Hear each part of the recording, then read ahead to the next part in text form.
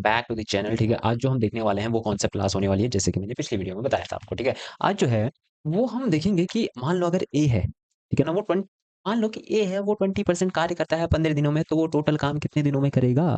ठीक है, इसी चीज को हम यहाँ पे समझते हैं। देखो कैसा है, इसके ऊपर क्वेश्चंस भी हम करेंगे, काफी अच्छे क्वेश्चंस होते हैं इसके ऊपर भी। ठीक है ना, ए किसी कार्य को करता है 20%, ठीक है ना, क्या करता है, कार्य को करता है, कार्य को, ठीक है ना, कितने दिनों में करता है 20%, कितने दिनों में कर रहा है 15 दिनों में। अब सबसे पहले ऐसा डायरेक्ट क्वेश्चन नहीं बोलेगा कि आपको 100 मतलब 100% कार्य करना है तो कितने दिन लगेंगे, बट ये क्वेश्चंस में यूज होता है। तो इस कॉन्सेप्ट को समझो, उसके बाद हम इससे रिलेटेड क्वेश्चंस भी देखेंगे। तो देखो हमारा क्या है, 20% वर्क हो रहा है, यानी कि क्या हो रहा है, देखो इसको दूसरी पेन से लिखते हैं, देखिए समझ अच्छे से आए। देखो हमारा क्या हो रहा है, 20% क्या हो रहा है, वर्क हो रहा है, ठीक है ना, कितने दिनों में हो रहा है, 15 दिनों में। अब हमें इसको कहाँ तक लेके जाना है, 100%, 100% वर्क कितने दिनों में होगा, ये अपने का कितना हो रहा है, 5 गुना हो रहा है। तो ये क्या डेज है, ठीक है ना, ये क्या है, डेज है। डेज भी अपने क्या होंगे, 5 गुना होंगे, यानी कि 15 × 5 दैट इज 75 डेज में ये पूरा हो जाएगा।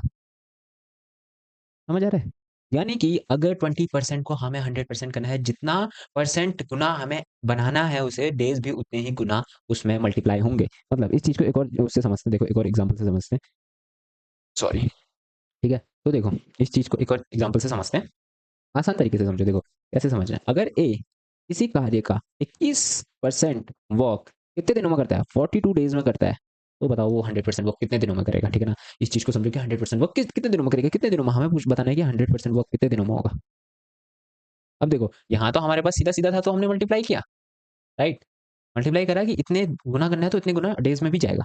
बट एक्चुअली में हमें इसे सॉल्व कैसे करना होता है कि कितना भी परसेंट हमें दे दे, उससे आंसर निकल रहा है। उसके लिए क्या होता है, देखो हमारे पास कितने डेज काम कर लिया आपने, 42 डेज काम कर लिया। ये किसका परसेंट है, 21 का परसेंट है, तो ये 21%। और हमें कितना चाहिए, इंटू जितना चाहिए उतने परसेंट से डिवाइड कर दो। परसेंट से परसेंट कटा, डेफिनेटली कटे, ये 2 से कट जाएगा, तो ये क्या हो जाएगा, 200 डेज।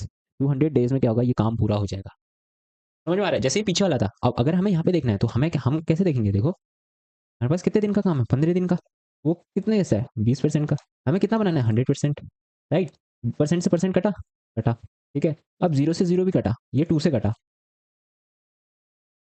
2 से कटा है, बिल्कुल नहीं कटा, 5 से कटेगा ना, 5 से कटेगा, 2 5 10 होता है, 2 से कैसे काट रहे हो, राइट। हम 20 और 10 को नहीं काट रहे हैं, इस चीज का ध्यान रखो, ठीक है। तो यहाँ पे कटा। अब जब हम इसको करेंगे तो कितना आएगा, 75 डेज। कितने डेज, 75 डेज। तो ये कॉन्सेप्ट है, यानी कि जितना परसेंट का हमें 100 गुना करना है उतना ही टाइम लगेगा। इस चीज को अगर आप समझ गए तो ये तो आपके लिए बहुत आसान है कि जितने दिन हमने काम कर लिया है वो किसका कितना परसेंट है, यानी कि वो उस काम का कितना परसेंट है, ठीक है ना। यानी 15 डेज काम किया है और 20% है वो काम का, और हमें 100% चाहिए।